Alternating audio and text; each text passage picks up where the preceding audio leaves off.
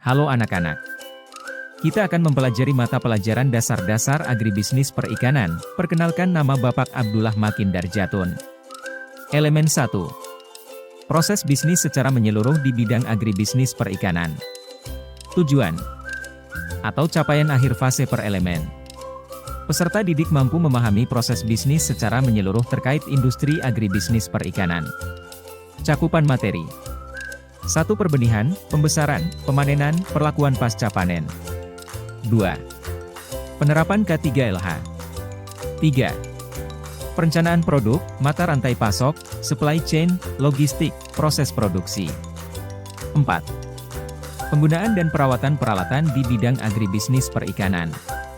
5. Pengelolaan sumber daya manusia dengan memperhatikan potensi dan kearifan lokal. Materi 1. Pembenihan, pembesaran, pemanenan dan perlakuan pasca panen. Pengertian. Perbenihan adalah proses produksi dan pemeliharaan benih ikan dengan tujuan untuk mendapatkan benih berkualitas tinggi yang dapat digunakan dalam kegiatan budidaya atau budidaya perikanan. Pembesaran berkaitan dengan pemeliharaan benih ikan atau organisme akuatik lainnya yang telah melewati tahap perbenihan. Benih ikan tersebut akan ditempatkan di kolam, keramba, atau sistem akuakultur lainnya yang memenuhi kebutuhan nutrisi dan lingkungan yang sesuai untuk memastikan pertumbuhan dan perkembangan optimal. Proses pembesaran ini bertujuan untuk menghasilkan ikan yang lebih besar dan siap untuk pemasaran atau pelepasan ke lingkungan alami.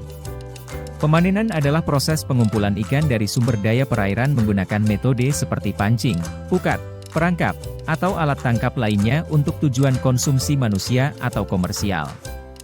Perlakuan pasca panen adalah serangkaian tindakan dan proses yang dilakukan setelah ikan atau hasil tangkapan lainnya dipanen atau ditangkap. Tujuannya adalah untuk mempertahankan kualitas dan kesegaran ikan, mengurangi kerugian, dan memastikan produk ikan dapat dipasarkan atau diolah dengan baik.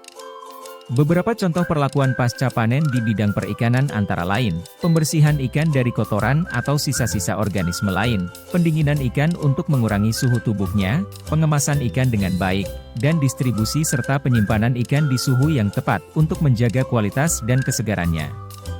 Pengelolaan sumber daya manusia dengan memperhatikan potensi dan kearifan lokal merujuk pada pendekatan dalam manajemen tenaga kerja di suatu organisasi atau proyek yang mempertimbangkan dan menghargai keunikan, kemampuan, dan kearifan yang dimiliki oleh tenaga kerja setempat atau masyarakat lokal. Terima kasih. Sampai jumpa anak-anak di pertemuan selanjutnya. Assalamualaikum warahmatullahi wabarakatuh.